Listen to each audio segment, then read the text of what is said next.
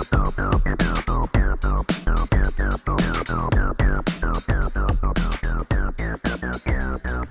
guys, welcome to another episode of Farting Around. Let me start my timer here before we go any further. There we go. So today's going to be a little different. You know, when I started this series, I named it as such. It's got a silly name, yes.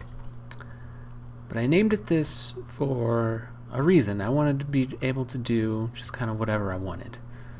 I wanted to be able to... Wow, there's a big lava lake down there. I wanted to be able to kind of, seat in my pants, just kind of do whatever I felt like on that day, not be held into, I have to work here, I have to do this, I have to do this, so on and so forth. This is loading very slowly. Let me do it F3A. Even more slowly. Oh well, let's look at my settings real quick. Bright. It doesn't matter. Alright. Yeah, so it is nighttime, I believe. This will wear off eventually. In a minute. Okay. So I wanted to be able to do just kind of whatever I wanted. I wanted to be able to, change things up in the middle of... Wow, there's a lot of animals in these trees. I wanted to be able to change things up in the middle of the series and kind of just be able to go with whatever I felt like doing. And so this is one of those episodes. And hopefully you guys will enjoy it. What was down there? Oh, I did a circle. I'm an idiot. Alright. How did I do that? Alright, let's pick a direction here. South. We're going south. I just went in a giant circle.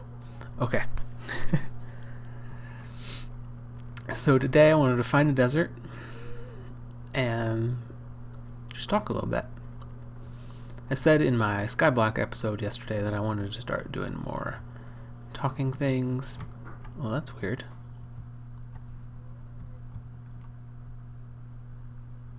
What's going on?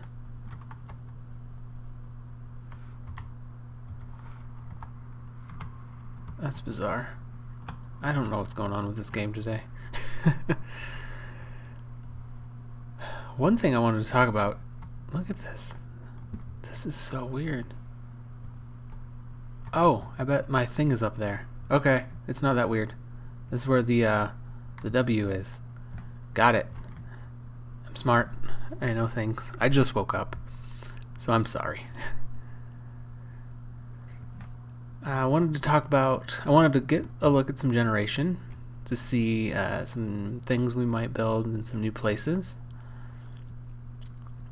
Because you can look at where the biomes are if you use like a little program. I don't remember what it's called, but there's a nice little program that you can use. You put the seed in and it'll show you where all the different biomes are. It's a very nice little program, but that's not going to show you the generation of the world. So you still need to do the flying around. I don't actually know where a desert is, though. I didn't look it up, so we're just kind of going for it. Gonna try to find something cool, and if we don't find a desert, maybe we'll find something else cool and we can change our plans. This looks like it's pretty nice. So it's very windy here today. It's if you guys can hear that, I hope you can't, but it's crazy windy, and it has me thinking about this. Oh no, it just looks weird. My eyes maybe are broken because things are just looking very strange to me today. It's just normal birchwood.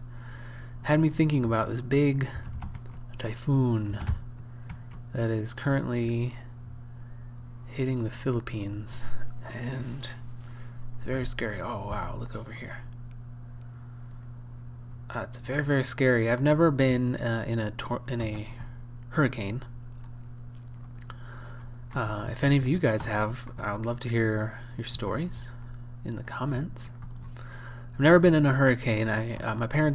My grandparents lived in Myrtle Beach when I was growing up, and I remember when Hurricane Hugo hit back in the 90s, and they lived like a block away from the beach, and I remember, I was a little kid, and that was pretty scary. And we went to visit later that summer, and it was still like it just looked crazy. Like the beach was just deserted, and there was like hardly any people, and there was a big storm while we were there, which was pretty cool, and there was like 16-foot waves, and even that was scary. So I can't even imagine when the actual hurricane was there what it was like. My grandparents had to evacuate, and we were very worried for them, but they were fine. I was in growing up in Georgia. Ooh, Savannah over here. We would get hit by remnants. We were pretty far inland, so nothing ever big, but we'd get hit by remnants of hurricanes. We'd get hit by tropical storms and stuff, and mostly those were just big thunderstorms. They weren't really scary or anything. But one time I was at an outdoor survival school. I was learning, how to make fire. We found our desert, by the way. Learning how to make fire without matches, and tracking animals, and making traps, and all sorts of fun stuff. So we were doing that, and that was in New Jersey. And a tropical storm hit during our survival school. So we were all for this week we weren't in shelters. That was it was 2 weeks long. The second week we built our own shelters and stayed in them. But for the first week we were in tents. And everybody had their own little tent. We had like a tent city going on, and a tropical storm came and hit, and that was bothering me. I didn't like that. That was pretty scary. Being, I didn't really know anybody there or anything, and it was like on the second or third day. So you just kind of gotten to know. This is weird how this generated right here. So you kind of gotten to know a few people, but you didn't really have any friends, and you were sitting there in your tent by yourself at night. It hit at night, and it was very, very. I just remember I was tired from the day, because they were very long days. We wake up at the crack of dawn and then have lectures and kind of training and stuff until pretty late at night. So I was exhausted. So I actually fell asleep during the tropical storm. I slept right through it. And I woke up a few times because it was just so crazy windy, and the tent flaps and everything going. But I woke up the next day, and other people had just had terrible nights. So you could at this thing you can like rent a tent from the school, or bring your own. And I rented one because I flew there and I didn't want to bring a tent. Oh, look at this! This whole thing is buried. Let's go check out the loot. Oh gosh, this is.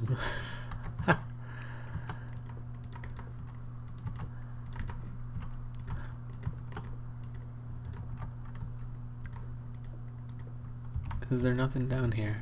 Or do I not know how this works?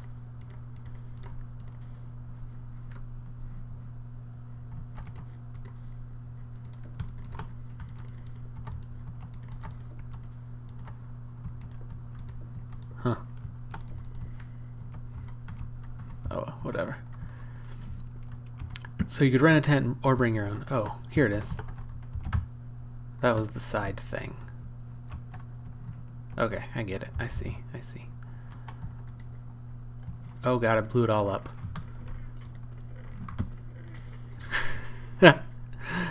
Can't even do it in creative. I can't even do it right in creative.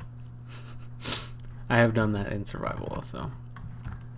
You know, you try to be fancy and you just go for it, and then you fail spectacularly. Let's see, there's a nice little river here. We're back into a savanna.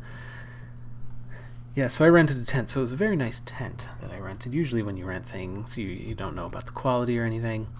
But I slept right through this tropical storm, got no water in the tent at all. All my stuff perfectly dry, and it was great. But other people, they were just like sleeping in puddles and just had their whole tent was like a river, because there was some flooding around the camp, and you would think at a survival school that we would know where to build our tents, but the problem was there's so many people there that you have to put them in on, you have to put them at the bottom of a hill where water's going to collect, just because there's so many people. And because I got there early, I had a nice spot that also contributed. So that's my only real hurricane story that I lived through. It was a tropical storm, and it wasn't really that big a deal. But this big tropical storm going on, it looks like this might be cool over here. This big tropical storm, typhoon, super typhoon in the Philippines, very scary. I think as of today, I think already several people have already died, which is terrible. So, I don't know, it's kind of a bummer to think about, but that was kind of what was on my mind today, thinking about that. If you haven't seen it, go look at a radar image of it, because it looks insane. It looks absolutely crazy. Usually, usually hurricanes have a particular shape. There's a hurricane shape. There's even like a little graphic for it. This is a hurricane. This is what it looks like. But this one doesn't. It's like a complete circle. And it's like all yellow and red, which on the radar means terrible. And it's just very scary looking. I would not. One of our friends' families from the Philippines, and I hope they're okay. Hope everybody's okay, and that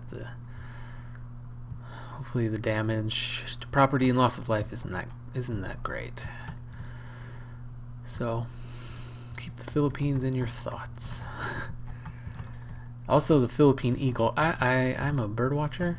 I have been since I was a kid, since I was like 12, and there's a very cool bird in the Philippines, very, very endangered. I think probably at most there's probably about 250, maybe 500 of them left.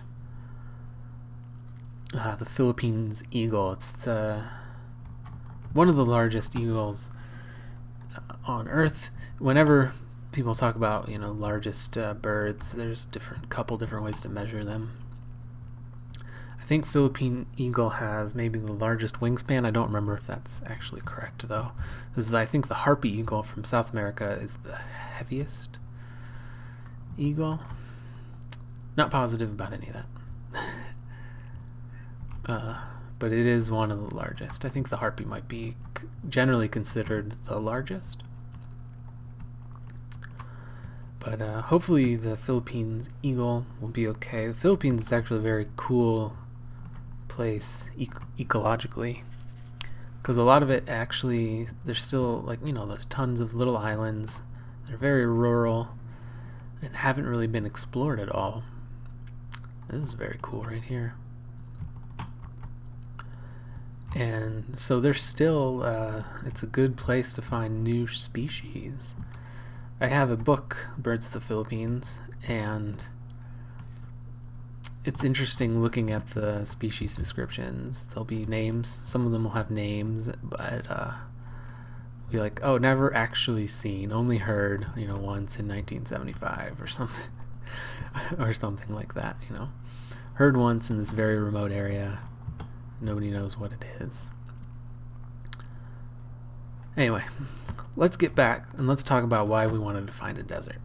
So we've gotten quite a few new subscribers in the last couple days, and I just wanted to greet you guys, say welcome to the channel. Usually I build stuff every episode and this is a kind of a creative building series where I can do whatever I want. There it goes. And so I've been working on like a tower and the interior of a tower that you saw at the beginning of the episode. And all this stuff that I'm building is based on a book series called The Malazan Book of the Fallen, which is a fantasy series that's my favorite book series of all time. I love them. I'm a pretty voracious reader, and that one takes the cake. It's my favorite fantasy series ever. And so we're basing our builds around that series. And so we're going to move and start a new project. I kind of got to get away from that tower for a minute. We've got several rooms done, and I'm happy about those. I think they look good. We have probably a little bit more to do over there, so we can go back. But I wanted to start something new and something really big. And we need a desert for that. So let me tell you the lore about what we're going to build. So there are a bunch of different intelligent species in this world called Wu. Not like not just humans. And there is an extinct, spoiler alert, quote unquote extinct race, a reptilian race called the Kechen Che Malay. A very fantasy name, if there ever was one.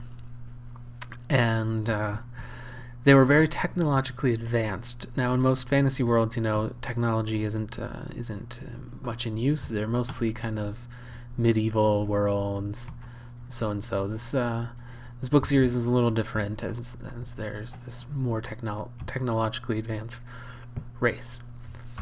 Now, they lived in things. I don't remember exactly what they call them. I should have looked that up before. I think they call them hives. So big, huge cities, basically. But they were all encapsulated. So its own autonomous city. And these things could actually come out of the ground and float around the world. And at the beginning of the series, there's one of these left, and it's been taken over by another race, and that's kind of their home. And it's called Moonspawn. We're going to do one not floating. We're going to do one in the ground. And some of the cool reasons to do this are, number one, they look like giant dragons. So you build a giant city in the shape of a giant dragon. I've never actually tried to build a structure that's shaped like something else, really. So that's going to be interesting. Excuse me. So we're going to build a giant thing the shape of a dragon with tons of rooms and stuff inside. So it's going to be a pretty huge project. Yeah, another thing that's cool is because of their use of technology. Unlike in the other place, we used command blocks in the other place to do our stuff, because they didn't have technology. They just had, magic.